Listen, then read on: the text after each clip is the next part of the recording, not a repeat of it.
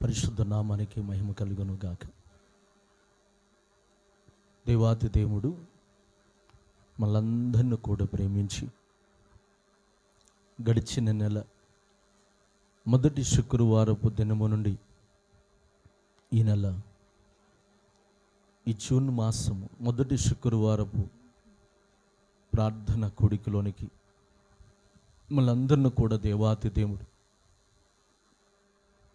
ఆయన పాద సన్నిధిలో మనందరిని కూడా దేవుడు సమకూర్చాడు. మనకంటే గనులు ఘనత వహించిన వారు గొప్పవారు మరణించి ఉన్నప్పటికీ దేవుడు తన ఉచితమైన కృపను బట్టి మనందరిని కూడా ప్రేమించి ఆయన పాద సన్నిధిలో మనందరిని కూడా దేవుడు సమకూర్చాడు. అందును బట్టి రెండు చేతులెత్తి దేవుని స్తోత్రం చెప్దాం. హల్లెలూయా. సమయంలో చేరికుడు వచ్చిన మీ అందరికీ మన ప్రభువైన యేసుక్రీస్తు నామమున వందనాలు చెల్లిస్తున్నాను. అలాగని మీ పక్కన వారికి కూడా వందనాలు చెప్పండి. పక్కన వారికి నవ్వుతూ చెప్పండి, సంతోషంగా చెప్పండి, వినపడేట్టుగా చెప్పండి. ఒకసారి మరొకసారి వినబడ్డగా చెప్పండి. అదే ఇందాక వినపడలా, ఇప్పుడు బాగా వినపడింది. దేవుని నామాన్ని బట్టి మనం పరిశీలన చేసినట్లయితే ఇంతవరకు ప్రతి కార్యక్రమంలో దేవుడు సహాయం చేశాడు. పాటల ద్వారాగా, స్తుతి ఆరాధన ద్వారా దేవుడు మహిమ పొందుకొని ఉన్నాడండి. సమయంలో కొద్ది నిమిషాలు దేవుని వాక్యాన్ని మనము చూద్దాం. పరిశుద్ధ గ్రంథం మన బైబిల్ నుంచి మార్కు సువార్త 2వ అధ్యాయం మొదటి నుండి కొన్ని వచనాలు చదువుకుందాం. కొన్ని దినములైన పిమ్మట ఆయన మరల కపెర్నహూములోనికి వచ్చాను. ఆయన ఎంట ఉన్నాడని వినవచ్చినప్పుడు అనేకులు కూడి వచ్చిరి గనుక వాకిట అయినను వారికి స్థలము లేకపోయెను. ఆయన వారికి వాక్యమును బోధించుచుండగా కొందరు పక్షవాయువు గల ఒక మనిషిని నలుగురు చేత మోయించుకుని ఆయన యొద్దకు తీసుకొని వచ్చిరి. చాలామంది కూడి ఉన్నందున వారు ఆయన యొద్దకు చేరలేక ఆయన ఉన్న చోటికి పైగా ఇంటి పై కప్పు ఇప్పి సందు చేసి పక్షవాయువు గల వానిని పరుపుతోనే దింపిరి. యేసు వారి విశ్వాసము చూసి చాలమ్మ. దేవుని వాక్యాన్ని ఇక్కడ మనం పరిశీలన చేసినట్లయితే ఈ వాక్య భాగం అనేక పర్యాయములు మనం విని ఉన్నాం. అయినప్పటికీ పరిశుద్ధాత్మ దేవుడు మరొకసారి మనకు జ్ఞాపకం తెస్తూ ఉన్నాడు. సమయంలో దేవుని వాక్యాన్ని మనం పరిశీలన చేసినట్లయితే కొన్ని దినములైన పిమ్మట ప్రభు అయినటువంటి యేసుక్రీస్తు ఎక్కడున్నాడంట? కపెర్నహూములో ఉన్నాడంట. కపెర్నహూములో ఒక ఇంటిలో ఆయన ఉన్నాడు. యేసు ఎప్పుడైతే ఆ కపెర్నహూములో ఉన్నటువంటి ఒక ఇంటిలో ఉండగానే ఆ ఊరి వారందరికీ తెలిసింది యేసు ప్రభువారు ఆ ఇంట్లో ఉన్నాడని. ఎప్పుడైతే ఆ ఇంటిలో ఉన్నాడని సంగతి తెలియగానే ఆ ఊరిలో వారు అలాగనే ఆయా స్థలముల నుంచి ప్రభు దగ్గరికి లేక ఆ ఇంటి దగ్గరికి అనేక జనసమూహము కూడినట్లుగా దేవుని వాక్యము సెలవిస్తుంది. ఆ జనసమూహం చేత ఆ ఇల్లంతా కూడా నిండిపోయింది. ఆ పరిసర ప్రాంతం అంతా కూడా నిండిపోయింది. అలాగ నిండిపోయేసరికి యేసుక్రీస్తు ప్రభువారు ఏం చేస్తున్నాడు? వారి మధ్యలో నిలువబడి దేవుని వాక్యాన్ని బోధిస్తున్నట్లుగా దేవుని వాక్యము స్పష్టంగా తెలియపరచబడుతుంది. అలా దేవుని వాక్యాన్ని వారికి బోధిస్తూ ఉండగా ఈలోపు ఏం జరిగింది అని అంటే, పక్షవాయువు కలిగినటువంటి వ్యక్తి, ఇతడు కాళ్ళు చేయి పడిపోయి మూతి వంకరొచ్చి, పక్షవాతం అంటే ఇక మనకి ప్రత్యేకంగా చెప్పేదేం కాదు, మనకు తెలిసినటువంటి విషయమే. కాలు చేయి పడిపోతుంది, మాట పడిపోతుంది, అలాగనే కొంతమంది మంచంలోనే ఉంటారు, కొంతమంది అయితే కోలుకొని ఏదో కుంటుతూ అలాగనే కాలాన్ని గడిపేవారుగా ఉంటారు. రకరకాలైనటువంటి పరిస్థితి కలిగి ఉంటారు. కానీ ఈ వ్యక్తిని మనం పరిశీలన చేసినట్లయితే ఈ వ్యక్తి మంచం మీదనే ఉండి ఎన్నడూను నడవలేక ఆ పక్షవాయు వ్యాధి చేత బహుగా బాధపడుతున్న వ్యక్తిగా ఉన్నాడు ఈ వ్యక్తి. అలా బహుగా బాధపడుతున్నటువంటి సమయంలో ఏం చేశారు అనంటే ఆ యొక్క వ్యక్తిని యేసు ప్రభు దగ్గరికి తీసుకెళ్లాలనుకొని నలుగురు మనుషులు ఏం చేశారంటే అతన్ని మంచం మీదనే పరుపు మీద పట్టుకొని మంచం మీదనే మోసుకొని నలుగురు మనుషులు మోసుకొని ప్రభు దగ్గరికి తీసుకొచ్చారు. ప్రభు దగ్గరికి తీసుకురాగానే గమనించండి, దేవుని వాక్యాన్ని మనం చూసినట్లయితే ఆ ఇల్లంతా జనసమూహంతో నిండిపోయింది. అలాగనే ఆ ప్రదేశం అంతా జనసమూహంతో నిండిపోయింది. వారు ఎప్పుడైతే తీసుకురావడం జరిగిందో అందరూ కూడా అడ్డుగా ఉన్నారు. వారి ఆలోచన ఏంటి? ఎలాగైనా సరే ప్రభు ఎదుటికి వారిని నిలవబెట్టాలి అన్నటువంటి అభిప్రాయము వాళ్ళది. కానీ అక్కడ అంతా కూడా జనసమూహం ఎలా ఉన్నారు? అడ్డుగా ఉన్నట్లుగా దేవుని వాక్యం సెలవిస్తుంది.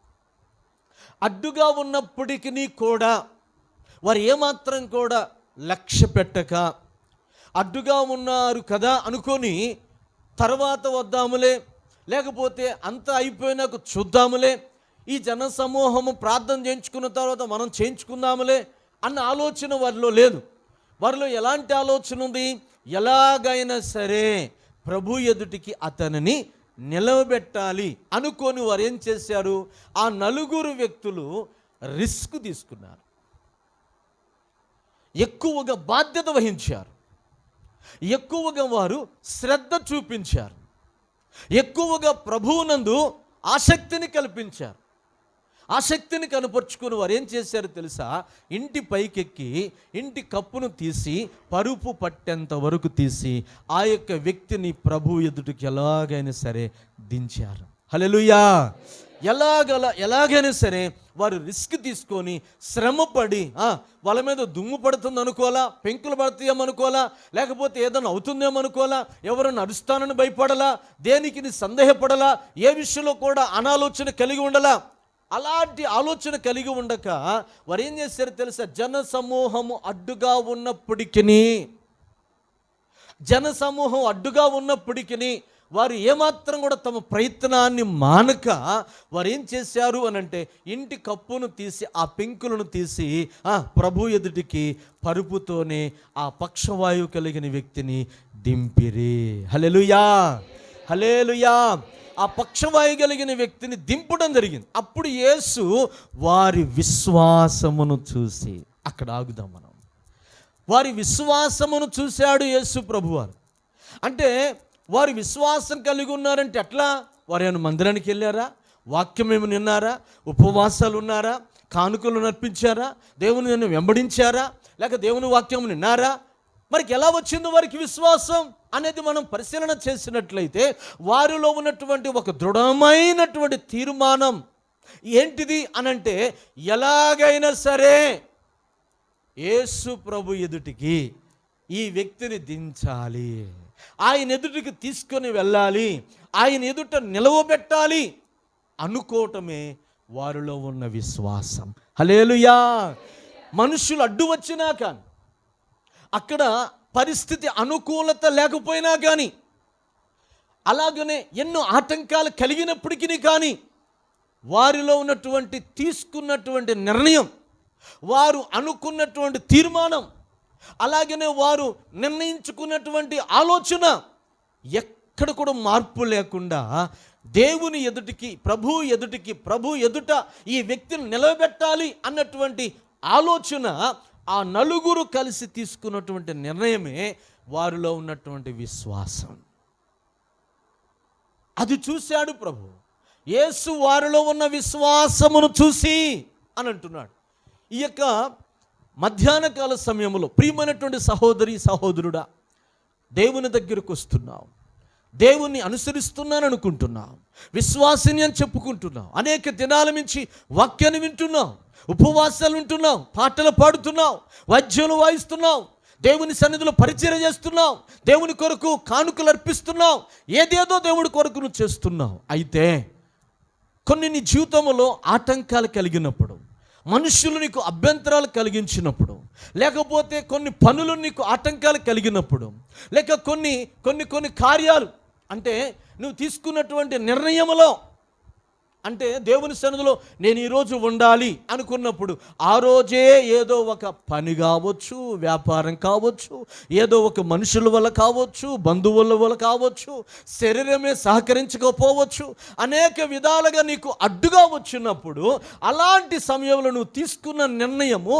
నీవు అనుకున్న ఆలోచన, అలాగే నువ్వు తీసుకున్న తీర్మానము యందు నిలిచి ఎప్పుడైతే నీవు దేవుని సన్నిధిలో ఉండటానికి ఇష్టపడి దేవుని సన్నిధిలో ఉంటావో ఆ రోజు నీలో విశ్వాసం ఉన్నట్టు లెక్క. నమ్మిన వారు గట్టిగా చప్పలు కొట్టండి. ఆ రోజే నీవు దేవుని సన్నిధిలో నీ హృదయంలో విశ్వాసం ఉన్నట్టు లెక్క. అలా కాకుండా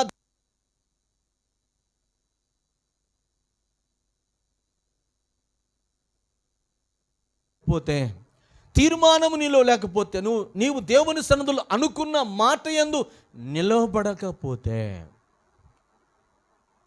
నేను దేవుని సన్నిధిలో ఉండాలి, దేవునితో ఉండాలి,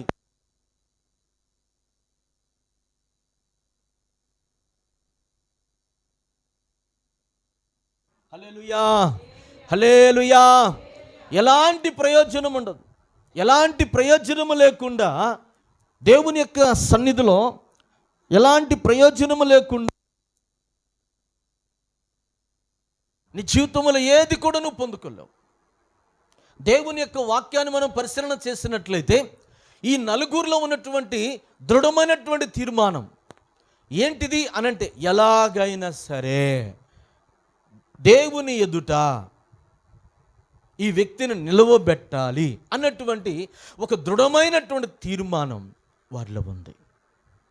మరి ఈ సమయంలో నీలో ఉందా అటువంటి తీర్మానం? నీలో ఉందా అటువంటి లక్షణం? దేవుని కొరకు నువ్వేది చేయాలనుకుంటున్నావో, దేవునిలో ఎలా ఉండాలనుకుంటున్నావో, దేవుని సన్నిధిలో ఎలా నిలబడాలనుకుంటున్నావో, నువ్వు తీసుకున్న తీర్మానమందు నిలిచి ఉంటున్నావా? నీవెప్పుడైతే నిలిచి ఉంటావో ఖచ్చితంగా దేవుని కార్యాన్ని నువ్వు చూడగలుగుతావు. హల్లెలూయా. ఈ నలుగురు తీసుకున్న తీర్మానం విషయమై వారు మనుషులు అడ్డొచ్చారు. కొన్ని పరిస్థితులు అనుకూలత లేవు, అయినప్పటికీ వారు తీసుకున్న తీర్మానమందు నిలిచారు. కాబట్టి అది వారిలో ఉన్న విశ్వాసం, అది వారిలో ఉన్న దృఢమైనటువంటి విశ్వాసం. ఆ విశ్వాసాన్ని ప్రభువు చూసి ఆ పక్షవాయువు కలిగిన వ్యక్తిని బాగు చేశాను. హల్లెలూయా. అలాగే నీ యొక్క మధ్యాహ్న కాల సమయంలో నీ జీవితంలో కార్యమును దేవుడు చేయాలంటే, దేవుని యొద్ద నుంచి నువ్వు మేలు పొందాలంటే, లేక దేవుడిని నువ్వు ఆశీర్వదించాలంటే, లేక పడిన స్థితిలో నుంచి దేవుడిని లేవనెత్తాలంటే, నీ స్థితిగతులను దేవుడు మార్చాలి అంటే నువ్వేం చేయాలో తెలుసా? నువ్వు దేవుని సన్నిధిలో చేసుకుంటున్నావే ఒడంబడిక, లేక దేవుని సన్నిధిలో తీసుకుంటున్నావే ఒక తీర్మానం, అలాగే దేవుని సన్నిధిలో గడపాలనుకుంటున్నావే ఒక ఆలోచన, దానిని ఎప్పుడైతే స్థిరపరచుకొని నిలకడమైనటువంటి ఆలోచన కలిగి ఉంటావో అదే విశ్వాసము. ఆ నిలకడమైనటువంటి ఆలోచన ఎప్పుడైతే కలిగి ఉంటావో ఖచ్చితంగా దేవుని యొద్ద నుంచి కార్యాన్ని సంపాదించుకుంటావు. ప్రార్థన చేయాలనుకుంటావు, ఆ రోజు ప్రార్థన చేసుకున్న టయానికి పిల్లలు ఏదో ఒకటి గలిబిలు రేపుతారు. లేకపోతే ఈరోజు నేను దేవుని సన్నిధిలో ఉండాలి అని అనుకుంటాం, ఆ రోజున ఏదో ఒక ఆటంకం ఎదురవుతుంది. ఆ ఆటంకాన్ని త్రోసివేసి నీవు ఎప్పుడైతే దేవుని సన్నిధిలో నిలబడతావో అదే విశ్వాసం అంటే. అదే విశ్వాసం అంటే ఇక్కడ వీరిలో ఉన్నది అదే. అందువలన వారి తీర్మానముల ఎక్కడ కూడా మార్పు లేదు. కాబట్టి వారి జీవితంలో గొప్ప కార్యాన్ని ఈ నలుగురు ద్వారాగా ఆ వ్యక్తిని వారు బాగు చేయించుకున్నారండి. అర్థమవుతుందా? నీ పిల్లల విషయంలో నీవు కూడా తీర్మానం తీసుకుంటావు. నా బిడ్డకు మంచి జాబ్ వస్తేనో, నా బిడ్డకు ఆరోగ్యంగా ఉంటేనో దేవుని సన్నిధిలో గడిపేటట్లుగా ఉంచుతాను. అలాగే దేవుడు నా బిడ్డకు మంచి పొజిషన్ ఇస్తే, ఇలాగా ఉంచుతాను, ఇలాగ మేము ఉంటాం అని రకరకాలైనటువంటి తీర్మానాలు. దేవుడు నాకు ఈ ఆరోగ్యాన్ని ఇస్తే ఈ కానుకలు అర్పిస్తానో, దేవుని సన్నిధిలో ప్రతి ఆదివారం ఉంటానో, ఇలాంటి తీర్మానాలు తీసుకుంటాం. కానీ ఆ తీర్మానాలను మనం విఫలమైపోవటం వలన మన జీవితంలో ఏ కార్యాన్ని మనం పొందుకోలేము. గమనించండి, ఒక సందర్భాన్ని గుర్తు చేస్తాను, మనకు అందరికీ పరిచయమైన సందర్భమే. అపోస్తుల కార్యములు 5వ అధ్యాయములో ఉంటుంది. ఇక్కడ అననీయ సప్పీరా అనబడిన వారిద్దరు ఉన్నారు. వీరిద్దరూ ఆదిమ సంఘములో ఉన్నటువంటి విశ్వాసులు. వీరిద్దరు కలిసి ఒక తీర్మానంకి వచ్చారు. ఏంటిది వారు తీసుకున్న తీర్మానం?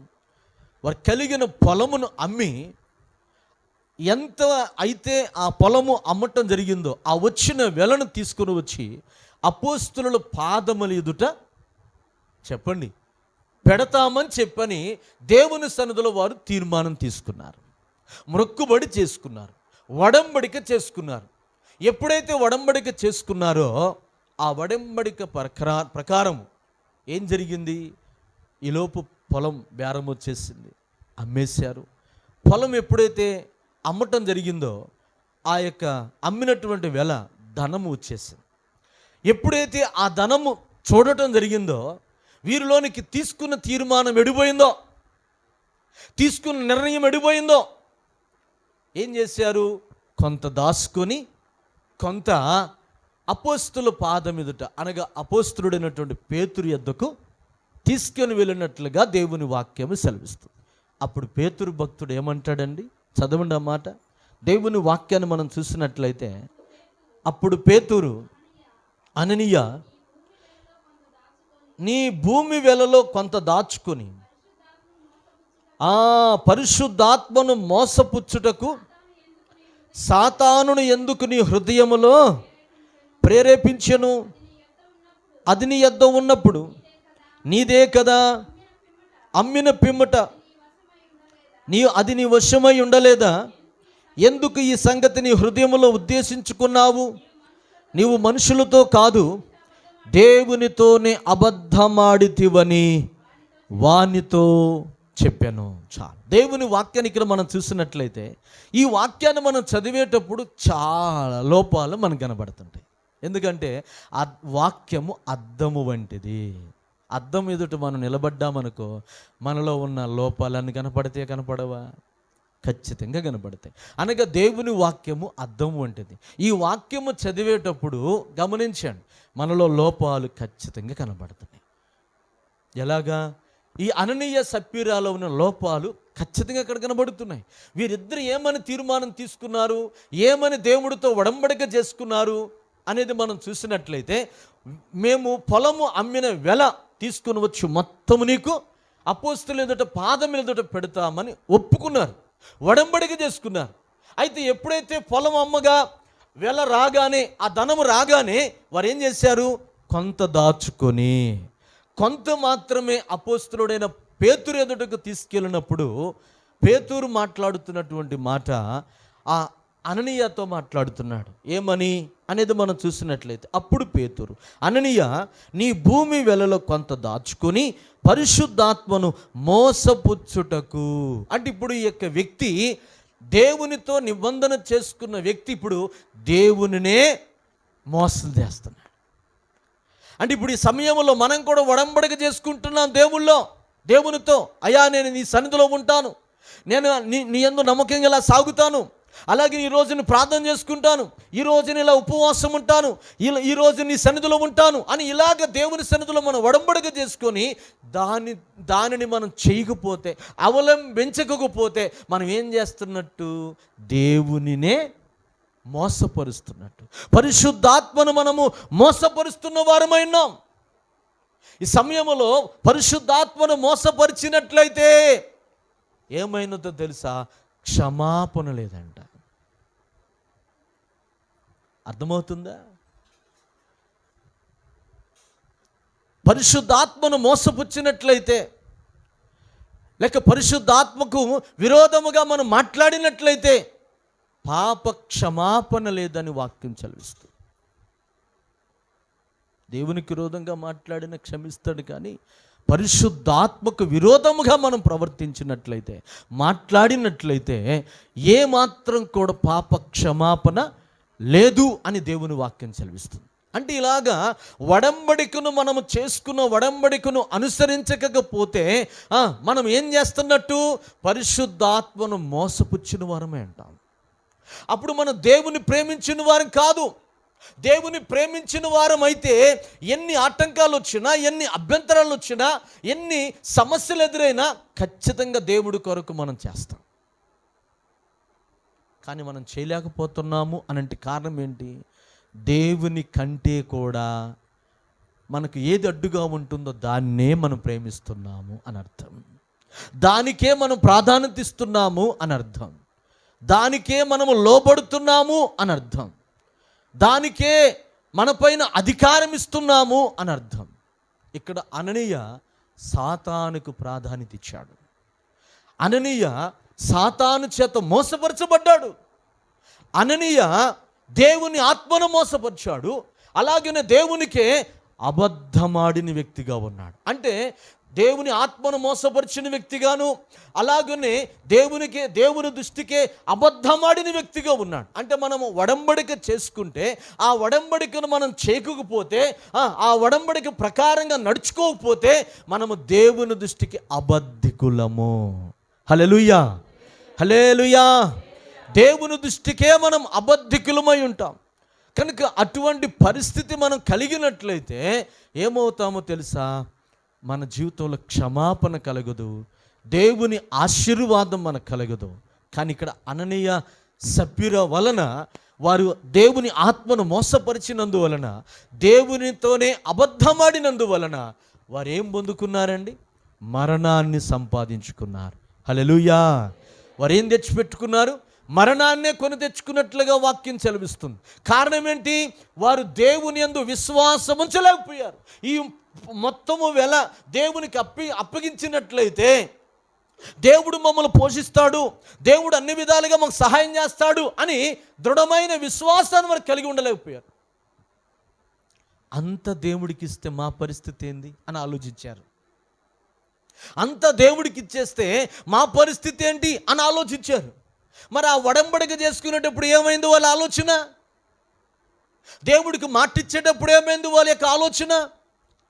దేవునితో నిబంధన చేసుకునేటప్పుడు ఏమైంది ఆలోచన? అందుకనే మనము దేవుని సన్నిధిలో ఉన్నప్పుడంట మన మాట ఎలా ఉండాలో తెలుసా?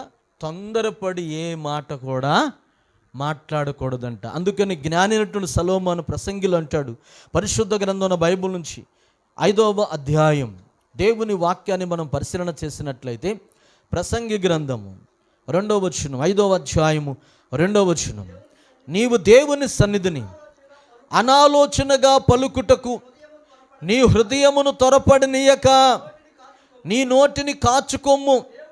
దేవుడు ఆకాశమందున్నాడు, నీవు భూమి మీద ఉన్నావు, కావున నీ మాటలు కొద్దిగా ఉండవలెను.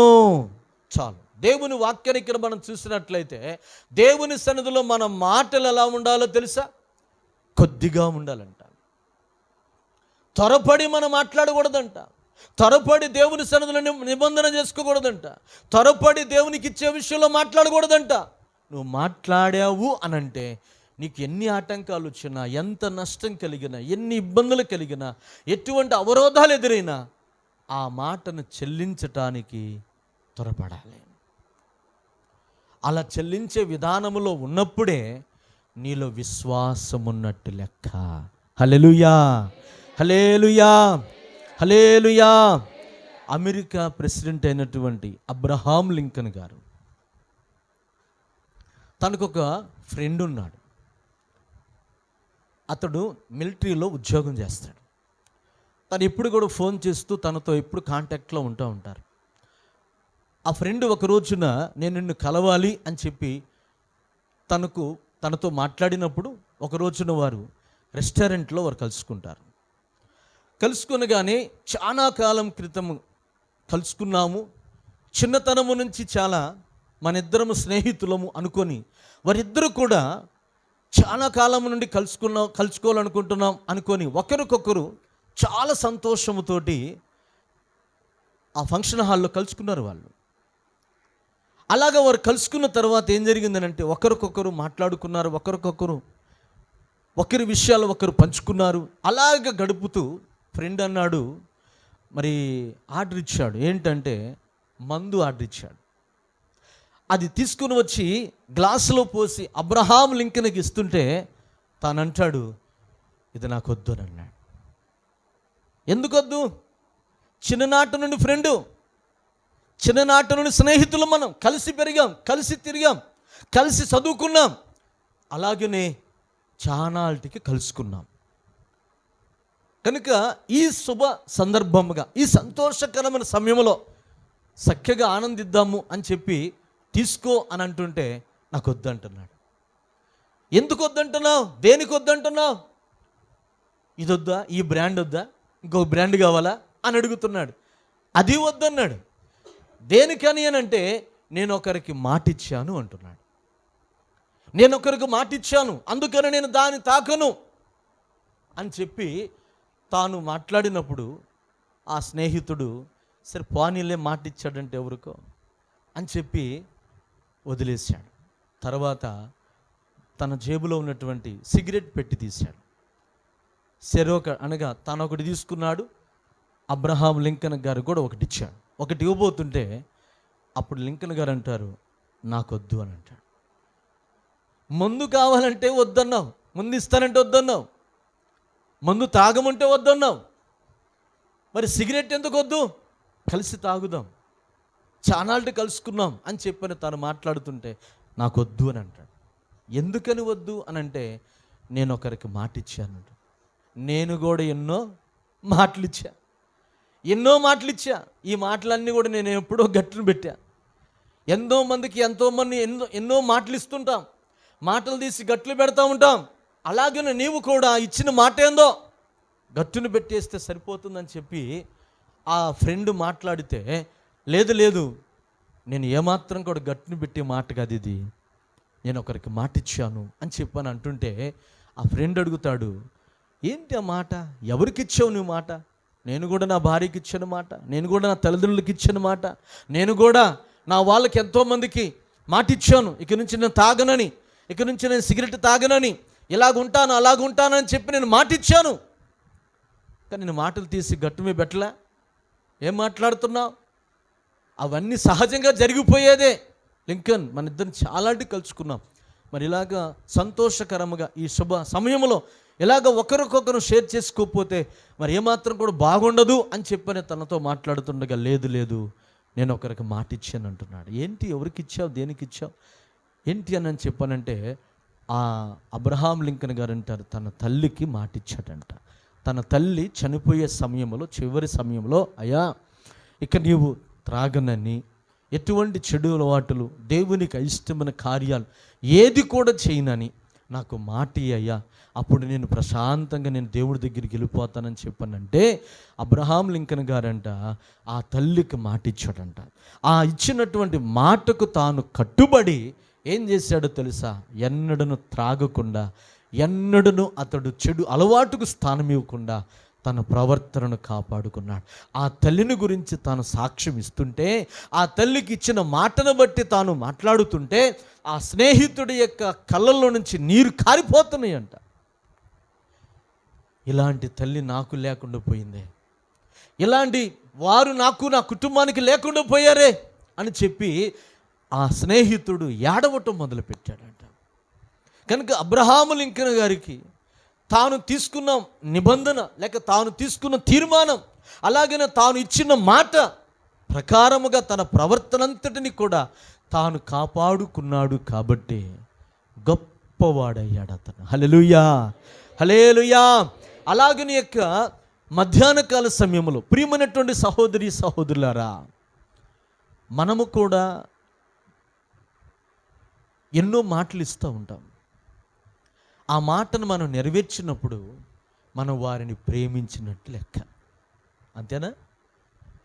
ప్రేమ కలిగిన వ్యక్తికి ఎన్ని మాటలు ఇచ్చి, కష్టమైన ఆటంకమైన ఒక వ్యక్తి అంటే మనకు ప్రేమ కలిగి ఉందనుకోండి, లేకపోతే ఒకరంటే మనకు చాలా ప్రేమ అనుకోండి, మనకి ఎన్ని ఆటంకాలు వచ్చినా, ఎటువంటి సమస్యలు వచ్చినా ఆ వ్యక్తి కొరకు ఏదైనా చేయటానికి ప్రయత్నం చేస్తాం. కారణం ఏంటి? ఆ వ్యక్తి అంటే ఇష్టం కాబట్టి, ఆ వ్యక్తి అంటే ప్రేమ కాబట్టి. అలాగుననే దేవుడి సన్నిధిలో నువ్వు చేసుకున్న నిబంధన, ఒడంబడిక, లేక నువ్వు తీసుకున్న తీర్మానం, దాని యందు నిలిచి ఉండి నీవెప్పుడైతే దేవుడి కొరకు అలాగ నిలిచి ఉంటావో అప్పుడు నువ్వు దేవుణ్ణి ప్రేమించినట్లు లెక్క. అలా కాకుండా అనుకోని దాన్ని చేయకుండా, స్థిరమైనటువంటి స్థితి నువ్వు కలిగి ఉండకుండా అలాగ నువ్వు ఉన్నట్లయితే నువ్వు దేవుణ్ణి ప్రేమించినట్టు కానే కాదు. ఇక్కడ ఈ నలుగురు వ్యక్తులు కూడా దేవుడంటే ఎంత ప్రేమ కలిగిన వారుగా ఉన్నారో కనుకనే ఎలాగైనా సరే ఆ వ్యక్తిని ప్రభు ఎదుటికి నిలబెట్టాలి అనుకున్నారు. ఆ వ్యక్తిని కూడా ప్రేమించారు కాబట్టే, ఆ వ్యాధిగ్రస్తుడిగా ఉన్న వ్యక్తిని కూడా ప్రేమించారు కాబట్టి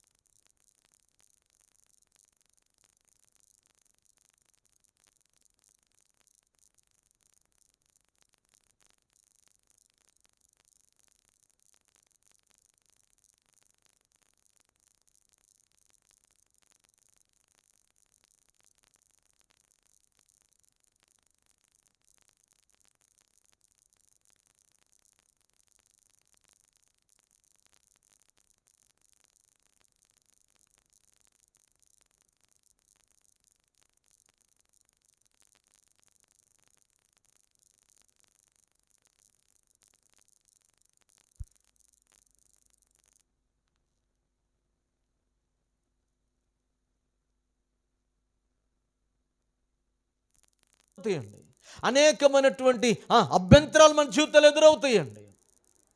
అలాంటి సమయంలో ఎక్కడ కూడా మనము అనాలోచన కలిగి ఉండకుండా దేవుని సన్నిధిలో తీసుకున్న ఆ తీర్మానం యందు స్థిరముగా మనం ఎప్పుడైతే నిలిచి ఉంటామో దేవుని కార్యాన్ని మనం చూడగలుగుతాం. హల్లెలూయా, హల్లెలూయా.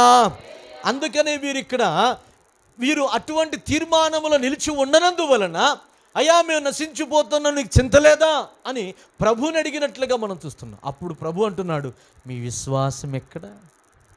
ఇన్నాళ్ళ మించి మీరు దేవుని నాతో ప్రయాణం చేసింది ఇదేనా? ఇన్నాళ్ళ మించి దేవునితో ఉన్న సంబంధం ఇదేనా నా దగ్గర మీరు నేర్చుకున్నది అన్ని ఆ ప్రశ్నలో మనం ఇవన్నీ వెతుక్కోవచ్చు అండి. ఆ ప్రశ్నలో ఇవన్నీ మనం వెతుక్కోవచ్చు. ఆ ప్రశ్నలో ఎన్నో వెతుక్కోవచ్చు మనం. కనుక ఈ యొక్క సమయంలో నీ విశ్వాసం ఎలా ఉంది ఒకసారి ఆలోచించి. నువ్వు తీసుకున్న ఒడంబడిక యందు ఎప్పుడైతే దేవుని స్థిరంగా ఉంటావో అప్పుడే నీలో విశ్వాసం ఉన్నట్టు లెక్క. అర్థమవుతుందా? దేవునితో ఉన్న సత్సంబంధాన్ని కలిగి ఉన్నప్పుడే నీలో ఉన్న విశ్వాసం ఉన్నట్టు లెక్క. మరి అటువంటి స్థిరమైనటువంటి విశ్వాసం నీలో ఉండాలి. ఉందా మరి నీలో? ఒకసారి ఆలోచించే. దేవుని వాక్యాన్ని మనం పరిశీలన చేసినట్లయితే ప్రియమైన సహోదరి సహోదరులారా, ఒకసారి ఆలోచించి ఎలా ఉంది నీ ఆత్మీయ స్థితి, ఎలా ఉంది నీ యొక్క ఆత్మీయ జీవిత విధానం? నిన్ను నీవే పరిశీలన చేసుకోవాలని దేవుని యొక్క వాక్యము స్పష్టంగా తెలియపరచబడుతుంది.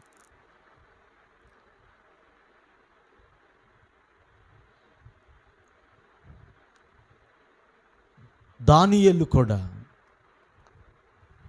దేవుని సన్నిధిలో తీసుకున్నటువంటి ఒడంబడిక దాని యందు కట్టుబడినట్లుగా మనం చూస్తున్నాం. రాజుగారు శాసనాన్ని జారీ చేశాడు. 30 దినాలు ఏ దేవుని కూడా సేవించకూడదు. అలా సేవించినట్లయితే వారిని తీసుకుని వెళ్ళి ఎక్కడ పడేవాడు?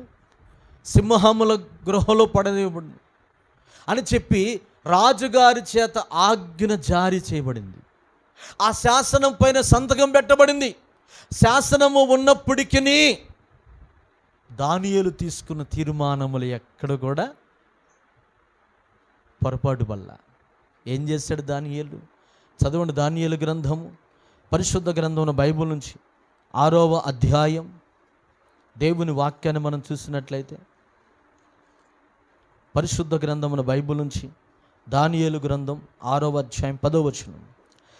ఇట్టి శాసనము సంతకము చేయబడినని దానియేలు తెలుసుకొనినను అతడు తన ఇంటికి వెళ్ళి యథాప్రకారముగా అనుదినము 3 మోకాళ్ళుని తన ఇంటి పైగది కిటికీలు యెరూషలేము తట్టునకు తెరవబడి ఉండగా తన దేవునికి ప్రార్థన చేయుచు ఆయనను స్తుతించుచు వచ్చెను.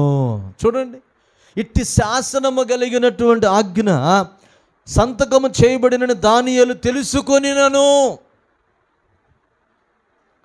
దానియేలుకి ఎంత పరీక్ష ఎదురైందో. మంత్రులు చాలా ఆటంకకరంగా ఉన్నారు. రాజుగారు ఆజ్ఞ తనకు ఆటంకకరంగా ఉంది. ఎన్ని ఆటంకాలు తనకున్నా, ఎటువంటి అభ్యంతరాలు తనకు కలిగినా, తాను దేవునితో చేసుకున్నటువంటి ఒడంబడిక, దేవుడితో తాను చేసినటువంటి నిబంధన మేరలేదండి. నిబంధన మేరకుండా తాను అనుదినము ప్రార్థన చేసుకున్నట్లుగానే యథాప్రకారముగా 3 దేవునికి ప్రార్థన చేశాడంట.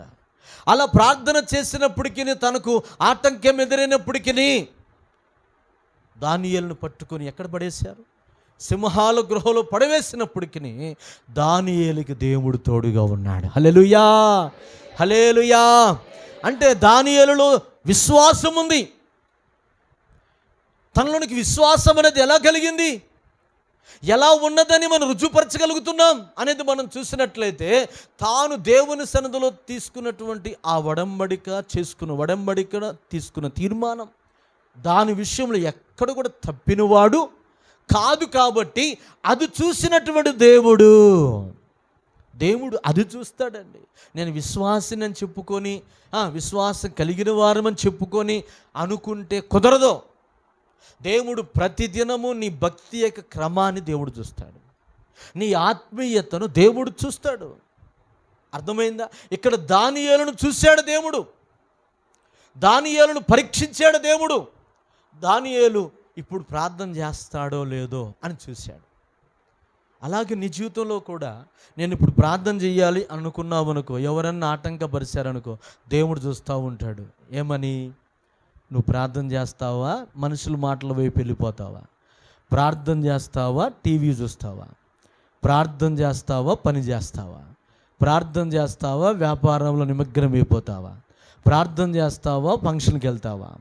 ప్రార్థనకు వస్తావా, లేకపోతే చుట్టాల పనిలో ఉండిపోతావా?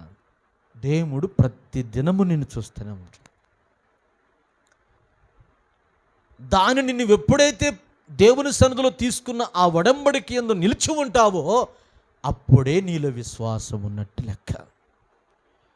అది చూశాడు దానియేలులో యథాప్రకారంగా తాను ప్రార్థన చేసే క్రమము తప్పకుండా ప్రార్థించాడు. కాబట్టి సింహాల్లో బోన్లో వేసినప్పటికీ దానియేలును దేవుడు కాపాడెను.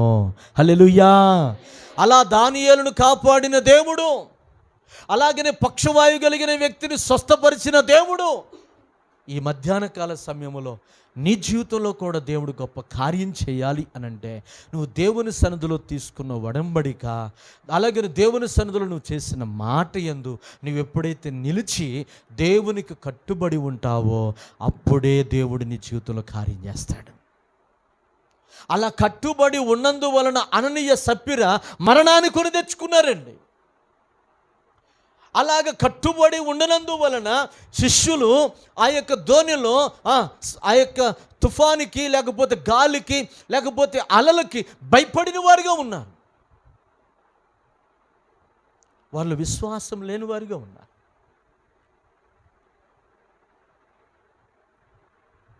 ఈ యొక్క సమయంలో నీ భక్తి జీవితం ఎలాగున్నదో ఒకసారి ఆలోచించు.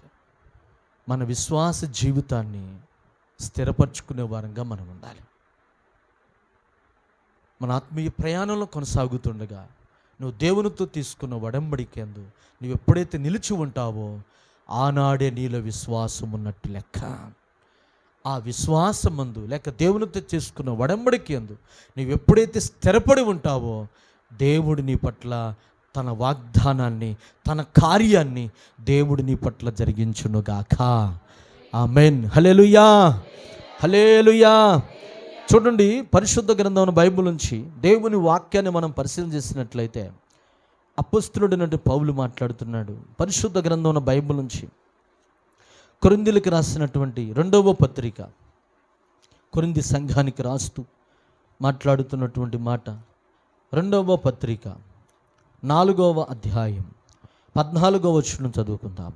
విశ్వసించితిని గనుక మాట్లాడితిని అని వ్రాయబడిన ప్రకారం అట్టి విశ్వాసముతో కూడిన ఆత్మగలవారమై ప్రభువైన యేసును లేపినవాడు యేసుతో మమ్మను కూడా లేపి మీతో కూడా తన ఎదుట నిలవబెట్టునని ఎరిగి మేము విశ్వసించుచున్నాము గనుక మాటలాడుచున్నాము.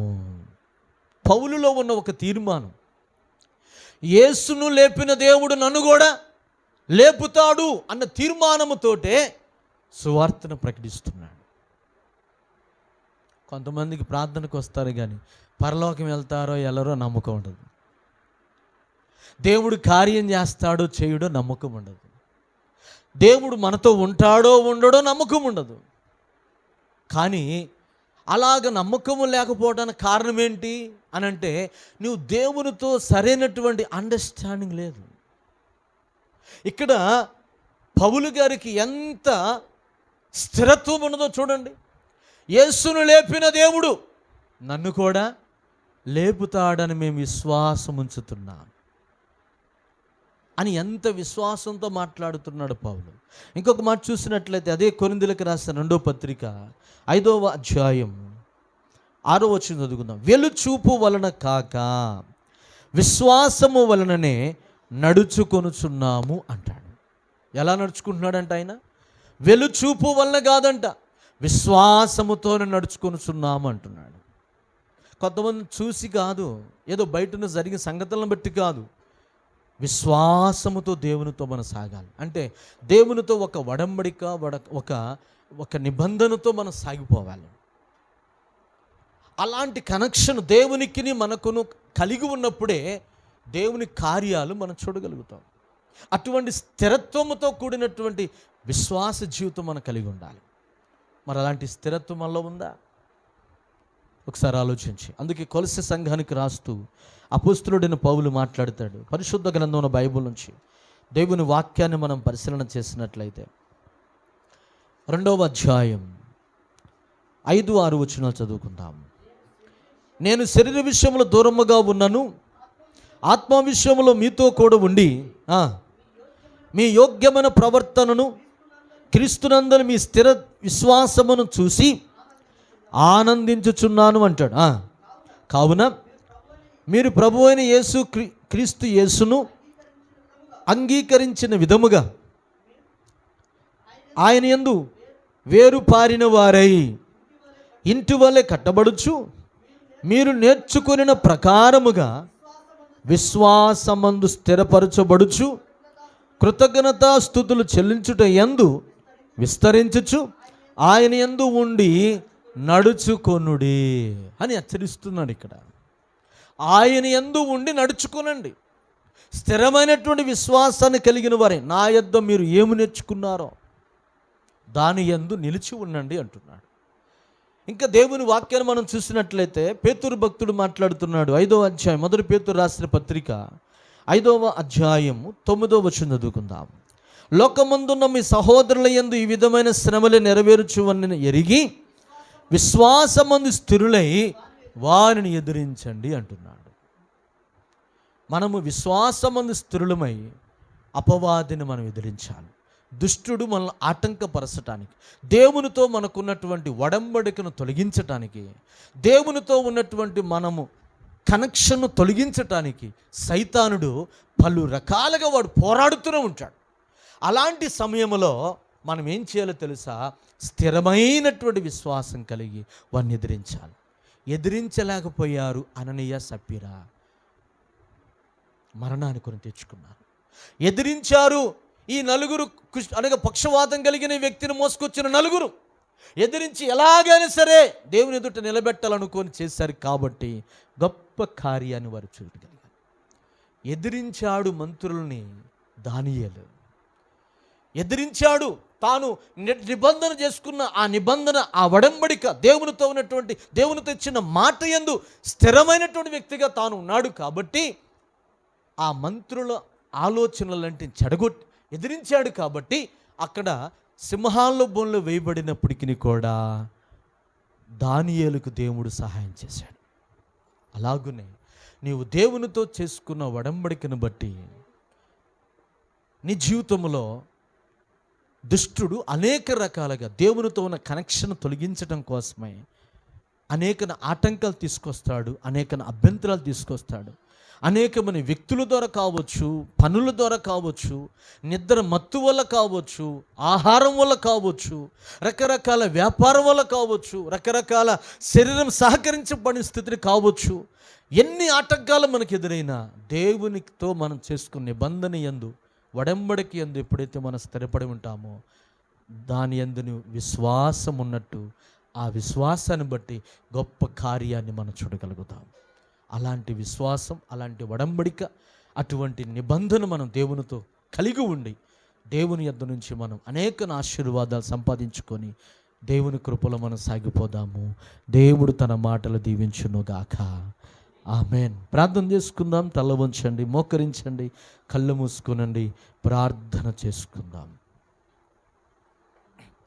ప్రార్థన. అందరూ కూడా మోకరించండి, కళ్ళు మూసుకునండి, ప్రార్థనలోకి భవించండి. దేవాతి దేవుడు నీతో నాతో మాట్లాడి ఉండగా, దేవాతి దేవుడు నీతో నాతో మాట్లాడి ఉండగా, ఆయన మాట్లాడిన మాటను బట్టి,